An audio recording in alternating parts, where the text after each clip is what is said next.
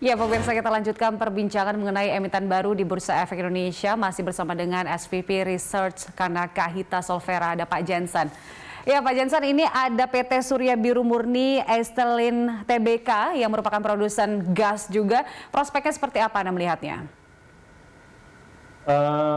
Tadi kita bicara prospek sektor ya untuk IPO. Jadi untuk tren industri tetap korelasinya dengan apa sih yang diuntungkan pasca pandemi. Nah, jadi artinya akselerasi adopsi teknologi itu yang dan juga terhadap people juga konsumen juga sudah mulai peduli dengan kesehatan. Jadi artinya teknologi kesehatan, financial sector dan juga sektor renewable energy yang akan diuntungkan pasca pandemi. Other than those sectors, saya rasa sih kalau seiring dengan pembukaan ekonomi secara perlahan, mungkin bisnis growth-nya mungkin sesuai dengan industrinya masing-masing gitu. Jadi kalau untuk sektor prospek sektor secara prospek sektor ya saya rasa sih tetap masih tetap tumbuh, tetapi kalau untuk tren sih belum sesuai dengan tren IPO untuk 1 tahun 2 tahun ke depan. Baik, untuk produsen gas sendiri kan sebenarnya sudah ada yang lebih dulu begitu dengan valuasi yang cukup besar begitu, ada Pegas contohnya. Nah, menurut Anda dibandingkan seperti itu bisa head to head nggak nanti di Bursa Efek Indonesia? Kalau untuk industri gas, seiring dengan kegiatan manufaktur yang akan lebih tumbuh robust ya pasca akselerasi vaksin, lalu juga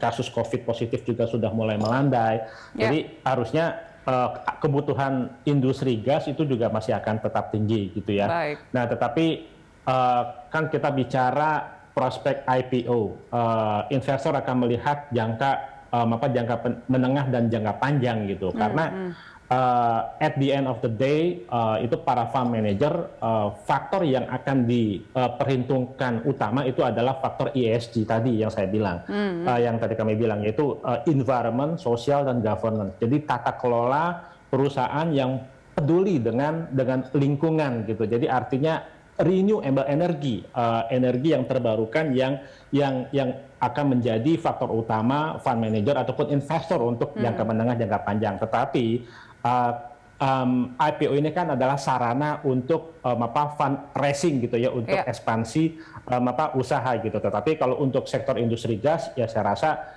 sejalan dengan pembukaan ekonomi masih akan tumbuh. Tetapi kalau kita bicara prospek IPO 1 tahun 2 ke depan ya memang tidak sekinclong sektor-sektor teknologi, healthcare ataupun renewable energy gitu yang kita bicarakan di awal. Jadi business wise, prospect wise is still conservative growth, tetapi ya kalau untuk posisinya IPO ya netral gitu ya. Jadi kalau kita bicara prospek ya tidak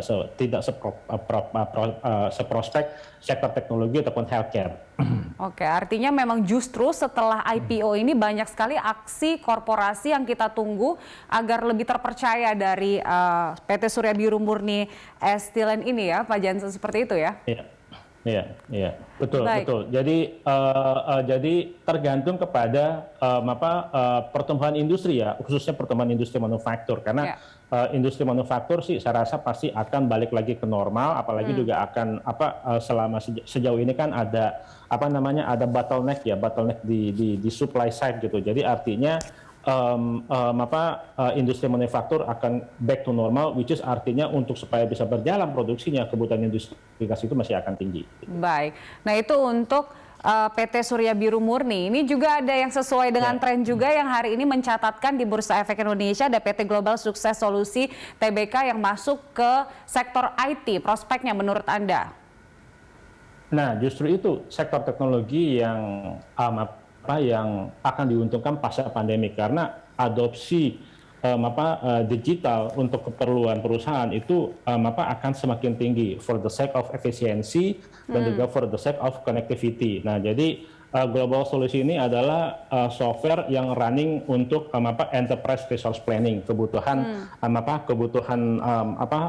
basic IT untuk di back office untuk hampir semua enterprise ataupun semua perusahaan. Nah, solusi global ini kan sebenarnya kan memang sudah bekerja sama dengan PT Telkom ya kalau tidak salah ya sebagai salah satu inkubatornya gitu. Jadi itu juga akan diuntungkan dengan sisi adopsi perusahaan terhadap proses akselerasi digitalisasi.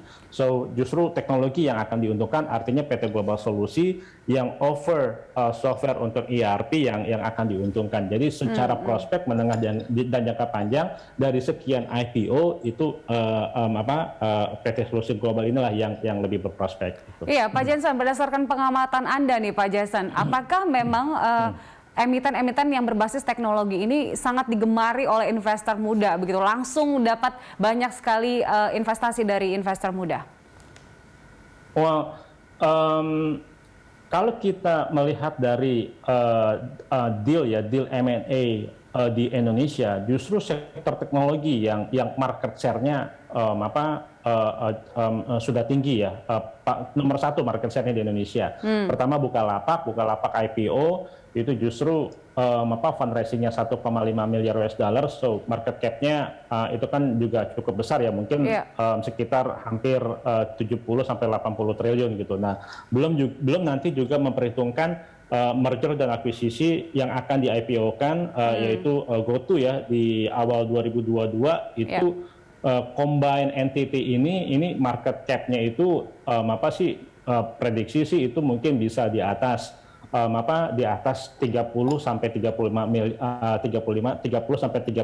miliar US dollar. Sementara combine entity ini valuasinya sudah 18 miliar US dollar. Jadi artinya kalau melihat dari sisi valuasi, dari sisi deal akuisisi deal M&A, justru sektor teknologi yang masih akan berperspektif. Jadi artinya